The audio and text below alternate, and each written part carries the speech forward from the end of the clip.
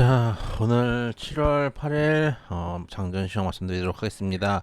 일단 전일 삼성전자 매출이 21%, 영업이익이 11% 증가했다는 뉴스가 나오면서 미국도 반도체 종목들이 긍정적인 상승을 보였습니다. 사실 최근에 나온 뉴스는 반도체 겨울이 온다. 지금 재고가 많이 쌓였기 때문에 앞으로 반도체 매출이 줄어들 가능성이 높다.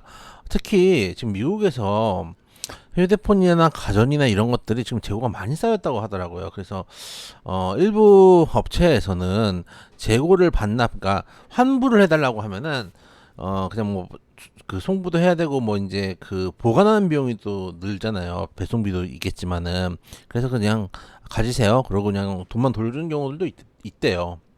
아무래도 보관비가 들고 하는 측면이 있을 만큼 재고량이 지금 많다는 겁니다.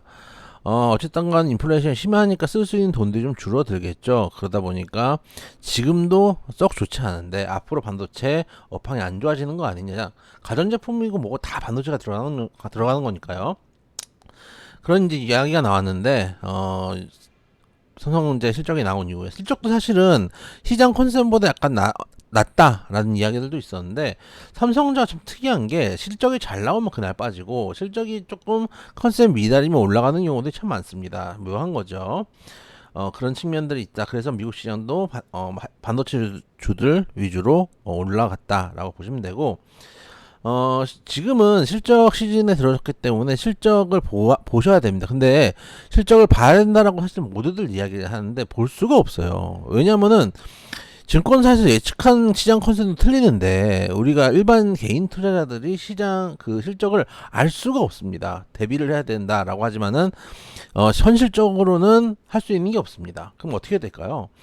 그러니까 실적이 잘 나올지 잘못 나올지는 우리가 알 수가 없는데 하나 알 수 있는 건 있죠. 시장에서 실적이 작살나는 건 하면 안 됩니다. 왜냐면은 실적이 작살나는 걸 하면은 이미 뭐 분기뿐만 아니라 연별로 적자에 들어간 기업을 한다면은 실적 시즌에 예를 들어서 감사를 하다가 회계 그 정리를 하다가 갑자기 툭 횡령건이 터진다든지 갑자기 몰랐던 리스크들이 터진다든지 이럴 수가 있거든요. 그래서 기본적 분석, 실적을 중심으로 한 기본적 분석이라는 것은 어떤 종목을 선택하기 위한 공격적인 특징도 있지만은 어떤 종목을 피해야 될 방어적인 특징도 있습니다. 그래서 실적 시즌에서 실적을 봐야 된다는 것은 공격적인 측면에서 사용하는 것보다 방어적인 측면에서 사용하는 것이 맞다라고 생각을 하고 있습니다.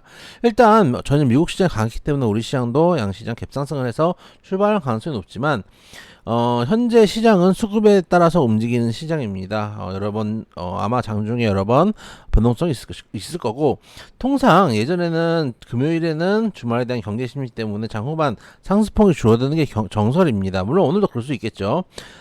근데 아마 분위기가 그거는 이제 투자로서의 감이라고나 할까요? 갭상승을 했다가 장중에 상승폭을 줄였다가 오히려 장 막판에 끌어올릴 가능성도 있다고 봅니다. 왜냐하면은 역시 빠지는구나 라고 생각한 개인 투자자들, 특히 오래된 개인 투자자들의 매물을 먹으면서 기관 외국인들이 저가의 물량을 좀 담아갈 가능성도 없지 않다 말씀드리도록 하겠습니다.